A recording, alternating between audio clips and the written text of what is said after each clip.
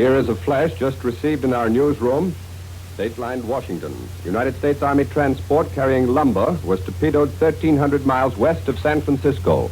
Details on this news and other news that has been coming in on the Far East situation will be given to you at approximately 3:35 during the intermission of the New York Philharmonic concert. We return you now to the New York Philharmonic Orchestra.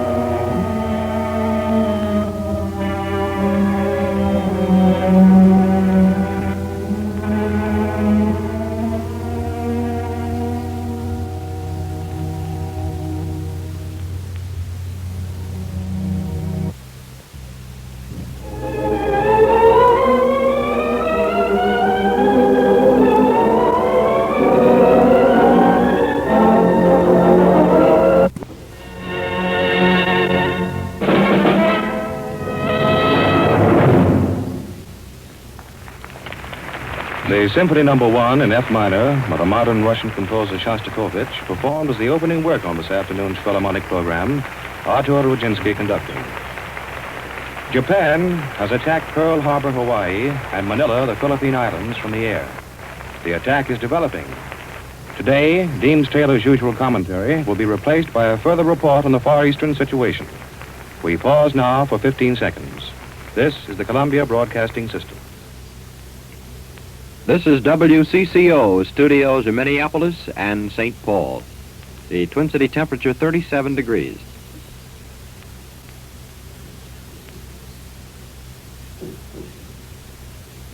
This is John Daly speaking from the CBS newsroom in New York. Here is the Far East situation as reported to this moment. The Japanese have attacked the American naval base at Pearl Harbor, Hawaii, and our defense facilities at Manila, capital of the Philippines. The first disclosure of this news was made by Presidential Secretary Stephen Early by telephone at approximately 2:25 in Washington. I read the text of this historic announcement at a little after 2:30. The Japanese have attacked Pearl Harbor from the air, and all naval and military activities on the island of Oahu, the principal American base in the Hawaiian Islands. That was Secretary Early's message. Short while later, he dictated another message. A second air attack has been reported. This one has been made on the Army and Navy bases in Manila.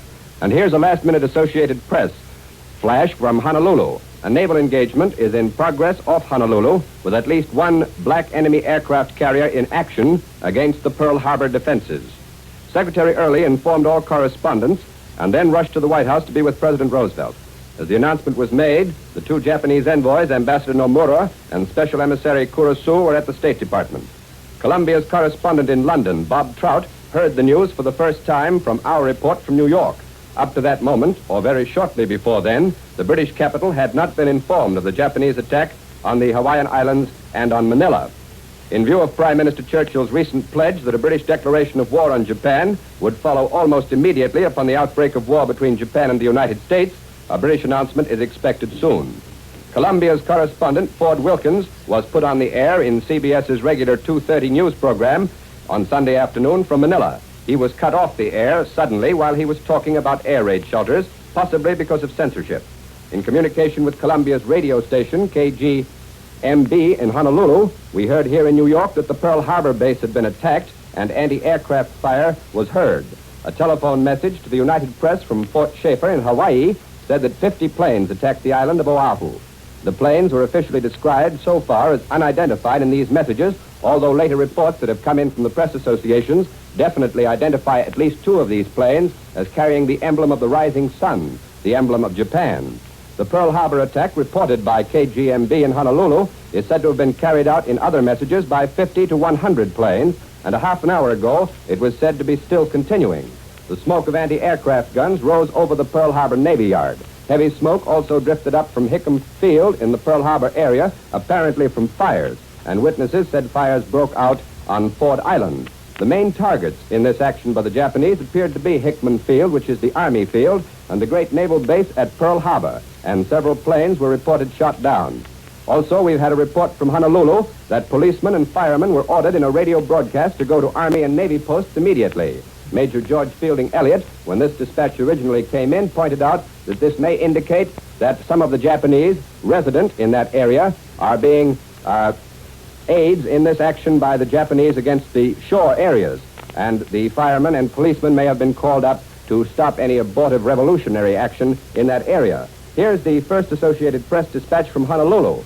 At least 2 Japanese bombers, their wings bearing the insignia of the rising sun, appeared over Honolulu at about 7:35 a.m. Honolulu time today and dropped bombs.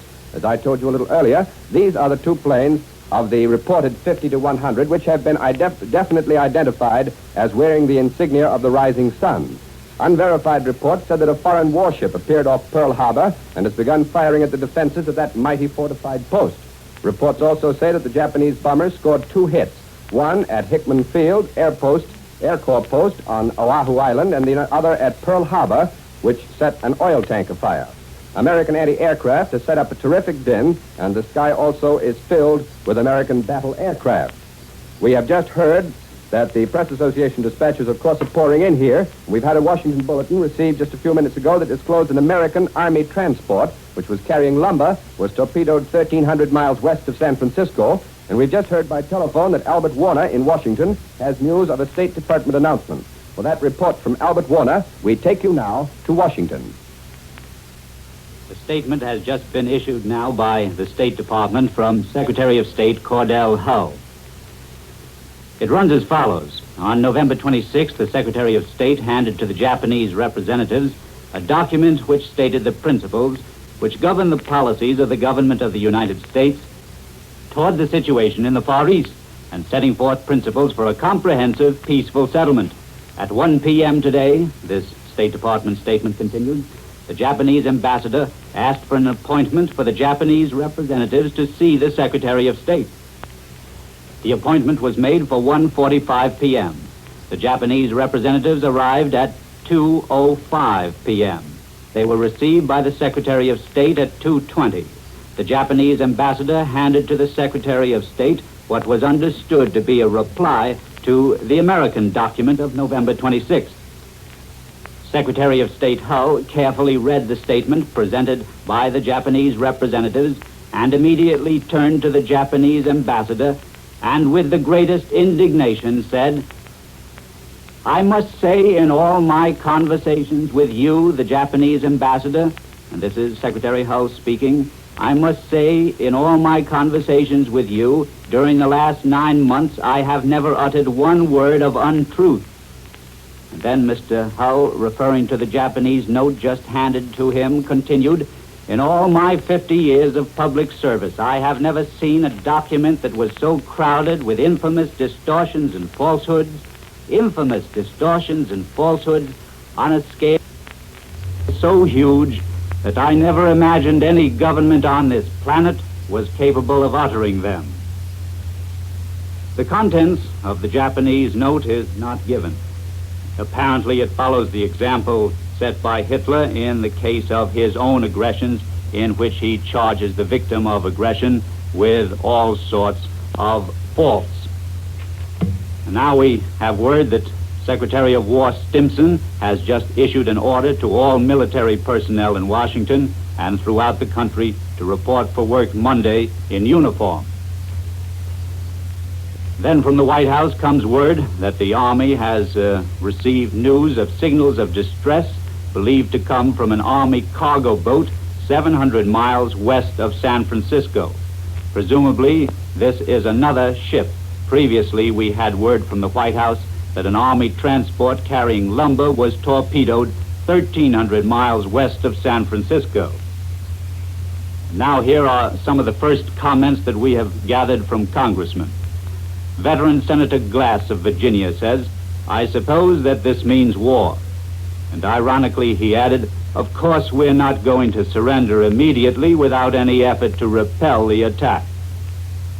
Senator Charles McNary, the Republican leader of the Senate, said, "I am amazed at Japan. I thought they had better judgment. I deeply regret the turn of events. Now the nation must unite in giving her a beating for her stupidity and aggression. That was from Senator McNary. Senator Hill, the Democratic whip of the Senate, says this: the United States ought to use every means, every power to lick the Japanese, to lick them thoroughly and completely, and to do the job in the quickest possible time. Except for the bare announcements from the White House, there has been no further word. It's quite obvious that the American Navy and Air Force are taking counteraction against the Japanese. Once attacked, you do not stand on ceremony. The President has ample authority to send the Army and Navy into action when this country is attacked. Presumably a naval blockade of Japan has already been ordered, and other hostilities than the Japanese air attacks will be reported.